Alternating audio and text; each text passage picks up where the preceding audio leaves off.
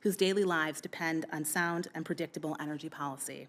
Once again, thank you for the opportunity to appear here today, and I welcome your questions. Let me thank all of you for your introductions, and now we're going to begin our questioning, and I'll start. If you can, we all have about 5 minutes here. If you can keep them as concise as possible, we'll get through a lot more that way.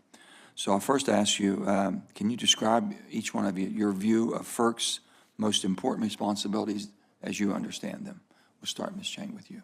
Yes, thank you very much, Chairman. The first and foremost is reliability and affordability. And that, if I were lucky enough to be confirmed, that would be at the forefront of my decision-making process and following the law and examining every case that comes before us. And understanding the difference between dispatchable and intermittent power, right? What's dispatchable and intermittent?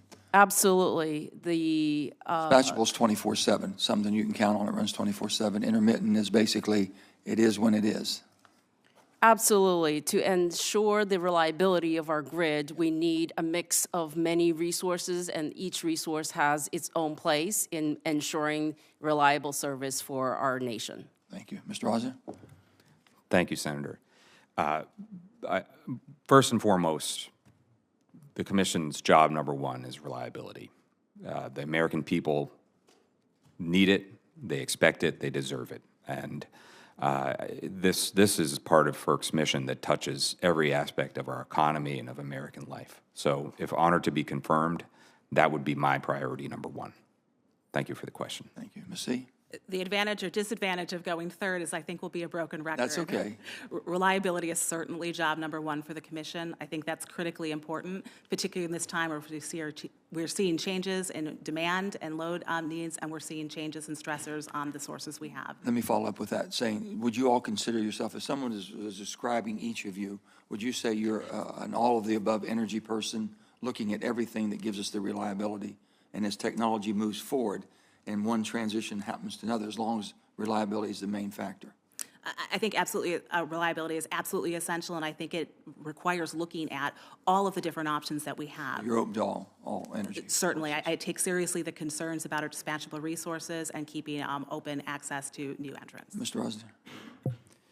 I identify strongly with the all of the above philosophy. I think what we've seen in the past decade is that there is strength in a diverse resource mix.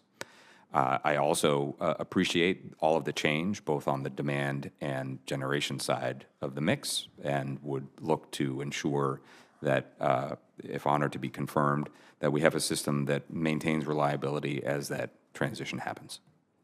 I agree with Mr. Rosner and Ms. C on both of those accounts.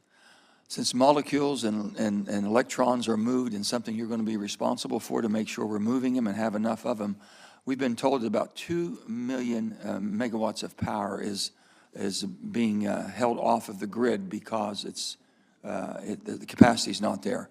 So, Mr. Rosner, starting with you on the transmission and both the pipeline concerns that we have and transmission backlogs, what's your concerns on that and that 2 million megawatts of power sitting on the sidelines that we're going to be needing sooner or later as we continue to transition this economy? Thank you for the question, Senator.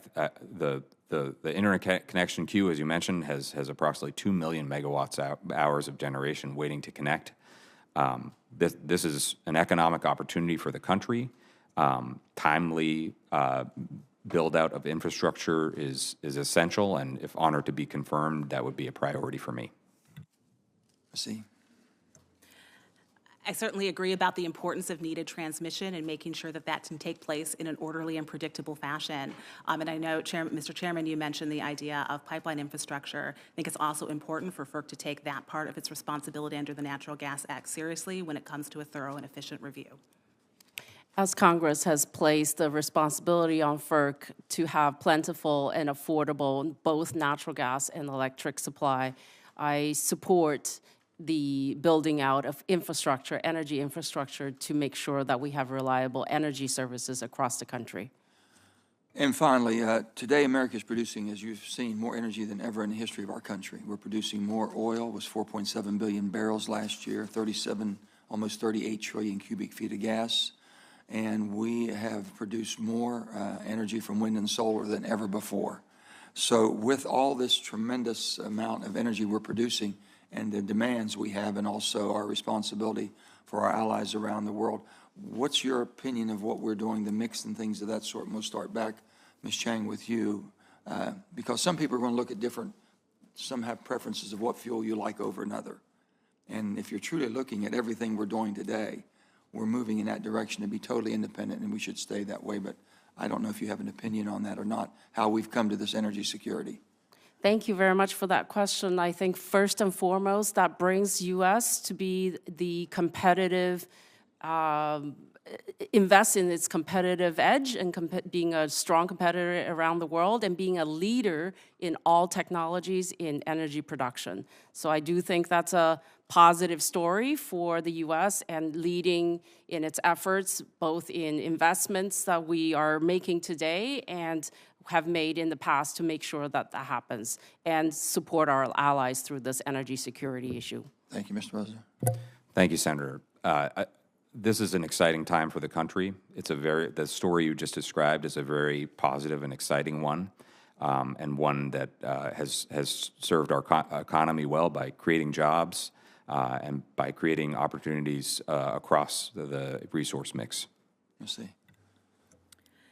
I certainly agree that I think we have a wonderful opportunity when we see the new technologies that are developing. I think we can be proud of our existing resources and what we are doing as a country. Certainly important policy issues there. And when it comes to the Commission's role, it's to be fuel neutral, of course, when it comes to regulation of the organized markets. But I think it's important to look at the critical value that each of those sources is providing to our mix. Thank you. Thank you all. Senator Barrasso.